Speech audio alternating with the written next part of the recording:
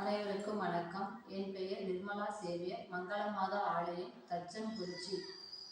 லூக்கா அதிகாரம் 1 இறை வார்த்தைகள் 46 56 முடிய. மரியாவின் பாடல். அதை கேட்ட மரியா பின்வருமாறு கூறினார்: ஆண்டவரே, எனதுள்ளம் போற்றி பெருமைப்படுத்துகின்றது. என் மீட்பராம் கடவுளை நினைத்து எனது மனம் பேருவகை கொள்கின்றது. ஏனெனில் அவர் தம் அடிமையின் தாழ்நிலையை கண்ணோக்கினார்.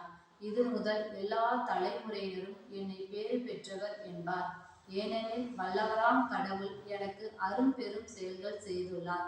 தூயவர் என்பதே அவர் பெயர். அவருக்கு அஞ்சி நடப்போர்க்கு தலைமுறை தலைமுறையாய் அவர் இரக்கம் காட்டி வருகின்றார். அவர் தம் தோள் வலிமையை காட்டியுள்ளார். உள்ளத்தில் செருக்குடன் சிந்திப்போரை சிதறடித்து வருகின்றார்.